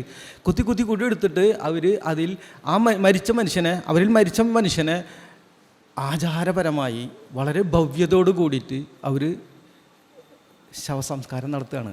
നോക്കുക, ഇത്രയും കാലം മുമ്പ് 32,000 വർഷം മുമ്പ് കാട്ടാളന്മാരെന്ന് നമ്മൾ പറയുന്ന മനുഷ്യന്മാർ, അവർ മരിച്ചു കഴിഞ്ഞാൽ വലിച്ചു വാരി അങ്ങോട്ട് അപ്പുറത്തേക്ക് ഇട്ടാൽ മതി, അവിടെ വല്ല കാക്കയും കുറുക്കനൊക്കെ തിന്ന് അത് തീർത്തോളും. പക്ഷെ അതിന് കൊടുക്കാതെ അവരുടെ സ്വന്തം ബന്ധുക്കളെ അല്ലെ മനുഷ്യരെ ആചാരപരമായി ശവമടക്കുക.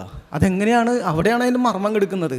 അവിടെയാണ് അവർക്ക് ആ സമൂഹത്തിൽ ഈ മരണാനന്തര ജീവിതം ഉണ്ടെന്നും അവിടെ ജീവിക്കുന്ന ഒരു പ്രതീകം എന്ന നിലയിൽ ആത്മാവുണ്ടെന്നും നമുക്ക് ബോധ്യപ്പെടുത്തുന്ന തെളിവുകൾ വരുന്നത്. ഇതാണ് സംഗതി. ആ ഇതിൽ അവർ ജീവിതകാലത്ത് മരിച്ച മനുഷ്യൻ ഉപയോഗിച്ചിരുന്ന എല്ലാ വസ്തുക്കളും ആ കുഴിയിലിട്ട് മൂടിയിരിക്കുക.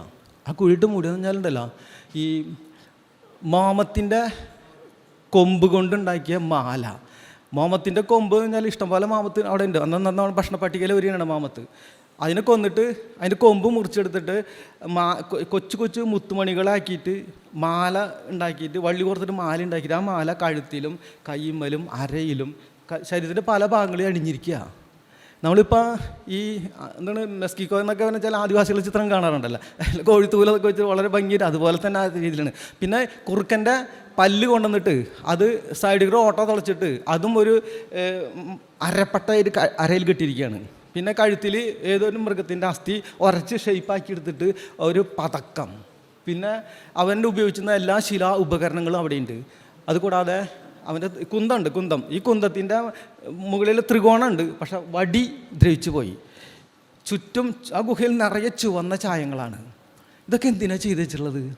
ജീവിച്ചിരിക്കുന്ന മനുഷ്യൻ അവൻ ജീവിച്ചിരുന്നപ്പോൾ ഉപയോഗിച്ച എല്ലാ വസ്തുക്കളും ഉപയോഗിച്ചുകൊണ്ടാണ് ഈ ശവമടക്കം നടത്തിയിരിക്കുന്നത്. കാരണം അവർ വിശ്വസിക്കുന്നു ആ മനുഷ്യന് മരണത്തിന് ശേഷം ജീവിതമുണ്ടെന്ന്. അതുകൊണ്ടാണ് ഈ പ്രക്രിയ. അതിന് തെളിയിക്കുന്ന മറ്റൊരു സംഭവം കൂടിയുണ്ട്. അതായത് ഈ കള്ളന്മാരെന്ന് പറഞ്ഞാൽ അന്നുണ്ട് കള്ളന്മാർ. ഈ കള്ളന്മാർക്ക് ഇത് മാന്തി എടുക്കാം. രാത്രി പോയി കഴിഞ്ഞാൽ ഇത് മാന്തി എടുത്തിട്ട് ഈ മാല ഇതില്ല, അതായത് മാമത്തിൻ്റെ കൊമ്പുണ്ടാക്കിയ മാലയൊക്കെ മാന്തി എടുത്തിട്ട് അവർക്ക് കൊണ്ടുപോകാൻ പറ്റും. പക്ഷെ കൊണ്ടുപോയില്ല. അവിടെയാണ് അതിൻ്റെ മർമ്മം എടുക്കുന്നത്. അതായത് ഇഷ്ടംപോലെ മാമത്തിൻ്റെ കൊമ്പ് കിട്ടും, പക്ഷേ കൊമ്പെടുത്തിട്ട് എങ്ങനെ മുറിച്ചെടുക്കും? ഇന്ന് അറക്കവാളുണ്ടോട്ട് നമുക്ക് 10 മിനിറ്റ് കൊണ്ട് മുറിച്ചെടുക്കാൻ പറ്റും. പക്ഷെ അന്ന് സാധിക്കില്ലല്ലോ. അന്ന് ഈ ശിലായുധമാണ്. ഈ ശിലായുധം എടുത്തിട്ട് കൊത്തിയിട്ട് ഒരു കൊമ്പ് മുറിക്കാൻ തന്നെ 2-3 മാസം എടുത്തുണ്ടാവും. പിന്നെ അത് കഷ്ണങ്ങളാക്കി ആ മാലകളായിട്ട് 2300ഓളം മുത്തുമണി മാലകളാണ് ഒരാളുടെ കഴുത്തിലുള്ളത്. ഇതെങ്ങനെ ഉണ്ടാക്കുക? അതുണ്ടാക്കാൻ വേണ്ട അധ്വാനം ഉണ്ടല്ലോ. ആ അധ്വാനം നോക്കുമ്പോൾ ഇന്നത്തെ ഡയമണ്ടിനേക്കാളും മൂല്യമുണ്ട് ആ സാധനത്തിന്. അത്രയും മൂല്യമുള്ള ഈ സാധനം, അതുപോലെ മറ്റു സാധനങ്ങൾ ഒന്നും ഉപയോഗിക്കാതെ, ആരും ഉപയോഗിക്കാതെ, മോഷ്ടിക്കാതെ അവിടെ ഇട്ടു 32,000 വർഷം ഇന്നത്തെ മനുഷ്യനെ കാത്തിരുന്നു. എന്താണ് സംഭവം? ഇതാണിത്. മനുഷ്യന് വിശ്വാസം ഉണ്ടെന്നുള്ള, പരലോകത്ത് അല്ലെങ്കിൽ അങ്ങനത്തെ ഇതുണ്ടെന്നുള്ള വിശ്വാസം വന്നതുകൊണ്ടാണ് ഇതൊക്കെ ചെയ്തു വെച്ചുള്ളത്. അപ്പോൾ നമുക്കിവിടെ നമ്മുടെ ഇതിൻ്റെ ഉള്ളിൽ നിന്ന് സംസാരിക്കുമ്പോൾ മനുഷ്യന് ആത്മാവ് ഉണ്ടെന്നും, അതായത് ആത്മാവ് എന്നത് സൂക്ഷ്മ ശരീരം ഉണ്ടെന്നും അത് ജീവിക്കുന്ന ഒരു ഇടമുണ്ടെന്നും വിശ്വസിക്കുന്നതുകൊണ്ടാണ് അവർ പ്രക്രിയകളൊക്കെ ചെയ്തു വെച്ചുള്ളത്. ഇനി നോക്കുക, നമ്മൾ അവസാനിക്കും മുമ്പ് ഇനി നോക്കുക, എന്താ ഈ കാലത്തൊന്നും ദൈവം വരാത്ത? എന്ത് ദൈവം വരാത്ത ഈ കാലത്ത്? കാരണം ദൈവം വരില്ല. ദൈവം ഉണ്ടെങ്കിൽ മനുഷ്യൻ ഇനിയും മൂക്കണം. ഇനിയും പാകത വരണം, വൈജ്ഞാനികമായി പാകത വരണം, അപ്പോഴേ വരുള്ളൂ. അതിന് കുറേ പ്രോസസ്സുകളുണ്ട്, കുറേ പടികളുണ്ട്. അതിൽ കൂടെ കടന്നു പോയെങ്കിൽ മാത്രമാണ് ദൈവം വരുള്ളൂ. നമ്മളിപ്പോൾ ബൈബിളും ഖുറാനൊക്കെ എടുത്ത് വായിക്കുമ്പോൾ അങ്ങനെ സൃഷ്ടിച്ചു എന്ന് വായിക്കുമ്പോൾ നമ്മൾ വിചാരിച്ച ഒക്കെ റെഡിയാണ്. അങ്ങനെയല്ല ചരിത്രം, അങ്ങനെയല്ല. മനുഷ്യൻ്റെ പരിണാമ ചരിത്രം, സംസ്കാര ചരിത്രം വേറെയാണ് പറയുന്നത്. ഈ ആത്മാവും മരണാനന്തര ജീവിതം ഉണ്ടെന്നുള്ള വിശ്വാസത്തിന് ഇനി വേറെ പടവുകൾ വരികയാണ്. ഞാൻ അതിനെക്കുറിച്ച് ഒന്ന് രണ്ട് കാര്യങ്ങളും പറഞ്ഞിട്ട് ഞാൻ നിർത്താം. കാരണം ദൈവത്തിൻ്റെ സൃഷ്ടി എങ്ങനെയെന്നുള്ളത് മറ്റൊരു വിഷയമാണ്. അത് ഇനിയൊരു സന്ദർഭം ഉണ്ടെങ്കിൽ ഞാനത് പറയാം.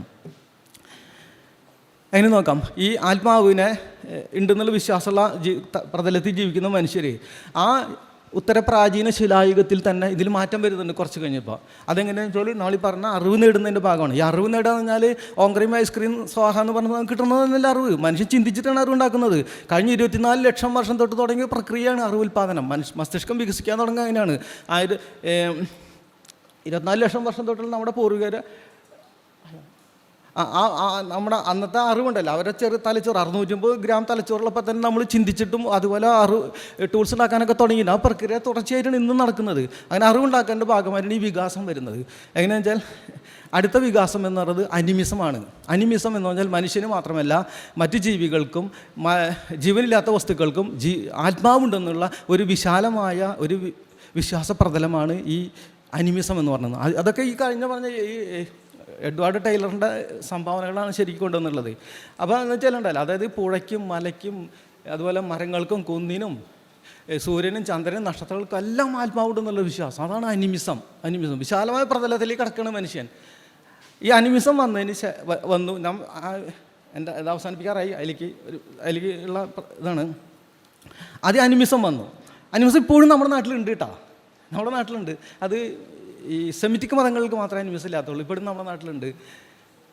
അങ്ങനെ ആ പ്രതലത്തിൽ നിൽക്കുന്ന മനുഷ്യൻ പിന്നീട് 10,000 വർഷം കഴിയുമ്പോൾ കൃഷി വരുന്നുണ്ട്. കൃഷി വരുമ്പോൾ മറ്റൊരു വിശ്വാസ പ്രതലത്തിലേക്ക് വരികയാണ്. അതായത് ലോകത്തെ എല്ലായിടത്തും ഒരേപോലെ കൃഷി സംഭവിച്ചിട്ടില്ല. കൃഷി വരുന്നത് ചിലയിടങ്ങളിൽ മാത്രമാണ്. അത് കൃഷി വരുന്നത് ഇറാനിലാണ്, മിഡിൽ ഈസ്റ്റിൽ ഇറാനിലാണ് ആദ്യത്തെ കൃഷി വരുന്നത്. അങ്ങനെ കൃഷി വന്നതിന് ശേഷം അവിടുത്തെ വിശ്വാസം ഈ അനിമിസത്തിന് ഒന്നുകൂടി ഉയർത്തിവിടുന്നു. അതാണ് പ്രകൃതിശക്തി ആരാധന എന്ന് പറയുന്നത്. പ്രകൃതിശക്തി ആരാധന അവിടെ നിന്നിട്ട് എല്ലാവർക്കും അറിയാവുന്നതാണ്. അതായത് ഈ സൂര്യനും ചന്ദ്രനും അവരൊക്കെ ഉണ്ടല്ലോ, അവരൊക്കെയാണ് പ്രകൃതിശക്തികൾ. ഇപ്പോൾ നമ്മൾ പഴയ യുക്തിവാദ ക്ലാസ്സുകളിൽ ഞാനൊക്കെ ധാരാളം ഇത് കേട്ടിട്ടുള്ളതാണ് ഈ പ്രകൃതിശക്തി ആരാധന എന്നുള്ളത്. എന്താ വെച്ചാൽ ഈ അന്നത്തെ മനുഷ്യർ കാർഷിക സമൂഹത്തിൽ വന്ന മനുഷ്യരെ അവർക്ക് പ്രകൃതിശക്തി ആരാധിക്കുക എന്നുള്ള സമ്പ്രദായത്തിൽ വരുന്നുണ്ട്. കാരണം ഈ പ്രളയം ഉണ്ടാവുക, പ്രളയം ഒരു ആത്മാവുള്ള ഒരു പ്രകൃതിശക്തിയാണ്. ഉദാഹരണമാണ് പ്രളയം പിടിക്കുന്നത്. ഈ പ്രളയം അവരെ കൃഷി നശിപ്പിക്കുന്നു. കൃഷി നശിപ്പിച്ചു കഴിഞ്ഞാൽ അവർ അന്നം മുട്ടി. കാർഷിക സമൂഹത്തിലുള്ള ആൾക്കാർ അന്നം മുട്ടി. അവർക്ക് തിരിച്ച് നായാടികളാകാൻ പറ്റില്ല. കാരണം നായാടിത്തത്തിൽ നിന്ന് ഉയർന്നിട്ടാണ് കാർഷിക സമൂഹത്തിലെത്തുന്നത്. അവർക്ക് തിരിച്ചു പോകാൻ പറ്റില്ല. അപ്പോൾ അവരെ പട്ടിണിയായി. അപ്പോൾ ഈ അന്നം മുട്ടിച്ച ആളെ അവർക്ക് നേരിടാൻ പറ്റില്ല. അപ്പോൾ എന്ത് പറ്റും? പ്രീണിപ്പിക്കുക. അതാണ് നടന്നത്. അതാണ് ഈ പ്രകൃതിശക്തി ആരാധനയുടെ ഫോർമുല ആ ഒരു വികസിതം വന്നത്. അങ്ങനെ കുറേ ഉണ്ട്. എല്ലാത്തിനും നമുക്ക് എടുക്കാൻ പറ്റും. എൻ്റെ പുസ്തകത്തിൽ തന്നെ ഞാൻ ധാരാളം അതിനെക്കുറിച്ച് പറഞ്ഞിട്ടുണ്ട്. പിന്നെ ഈ പ്രക്രിയയുടെ ഇതിൻ്റെ തുടർച്ചയിൽ കഴിഞ്ഞ 5000 വർഷം എത്തുമ്പോൾ സിവിലൈസേഷൻ വരും, നാഗരികത വരുന്നു. ഈ നാഗരികത വരുമ്പോൾ എന്താ സംഭവിക്കുന്നത്? അന്നത്തെ മനുഷ്യൻ ഈ പ്രകൃതി ശക്തികളെ അങ്ങനെ തന്നെ എടുക്കാൻ പറ്റില്ല. അപ്പോൾ എന്ത് ചോദിച്ചാൽ ആ പ്രകൃതി ശക്തികളെ മനുഷ്യരൂപത്തിലേക്ക് മാറ്റുന്നു. മനുഷ്യരൂപത്തിലേക്ക് മാറ്റിയതാണ് നാം ഇന്ന് കാണുന്ന ദൈവങ്ങൾ. ഇതാണ് ഈ കുരിശുകളുടെ ചരിത്രം. ഇതാണ് ദൈവം എന്ന് പറയുന്നത്. അതിൽ ആദ്യത്തെ ദൈവം എന്ന് പറയുന്നത് മെസ്സപ്പൊട്ടമയിലാണ്. കഴിഞ്ഞ 5000 വർഷം തൊട്ട് കാണുന്നു. അനു, എനിൽ, എനിക്ക് എന്നൊക്കെ പറഞ്ഞ ആ പരമ്പരയുണ്ട്. അതിൽ അനു എന്ന് പറയുന്നത് സൂര്യദൈവമാണ്. എന്നുവെച്ചാൽ സൂര്യനാണല്ലോ കൃഷിയുടെ പ്രധാനപ്പെട്ട ആൾ. അതുപോലെ എനിക്ക് എന്ന് പറയുന്നത് പ്രളയത്തിൻ്റെ ദേവതയാണ്. അതുപോലെ എനിൽ എന്ന് പറഞ്ഞാൽ കൃഷിയുടെ ദേവതയാണ്. അങ്ങനെ ആ ഡ്യൂട്ടി മുഴുവൻ ഇവന്മാർക്ക് കൊടുത്തിരിക്കുകയാണ്. അങ്ങനെയാണ് ഈ മനുഷ്യരൂപത്തിലുള്ള ദൈവങ്ങൾ വരുന്നത്. പിന്നീട് നമ്മുടെ ഓരോ സംസ്കാരം വികസിക്കുന്നതനുസരിച്ച് ഓരോന്നിനെ നമ്മൾ പടച്ചുണ്ടാക്കി. ഇതാണ് ഇതിൻ്റെ ചരിത്രം. അപ്പോൾ എൻ്റെ സമയം ആയിട്ടുണ്ട്. അപ്പോൾ ഞാൻ ഇത്രയും പറഞ്ഞുകൊണ്ട് ഞാനിത് അവസാനിപ്പിക്കുകയാണ്. അത് വളരെ സംക്ഷിപ്തമായിട്ട് പറഞ്ഞിട്ടുള്ളൂ. എനിക്ക് വളരെ ഇഷ്ടപ്പെട്ട സാധനമാണ് ഈ വിഷയം. പറയാനുള്ള സമയം എനിക്കില്ല. അതുകൊണ്ട് ഞാനത് അവസാനിപ്പിക്കുകയാണ്. ഇത്രയും നേരം കേട്ടിരുന്ന എല്ലാ സുഹൃത്തുക്കളോടും അതുപോലെ 13.8 ചാനലിൻ്റെ പ്രവർത്തകരും നന്ദി പറഞ്ഞുകൊണ്ട് ഞാൻ നിർത്തുന്നു. Thank you.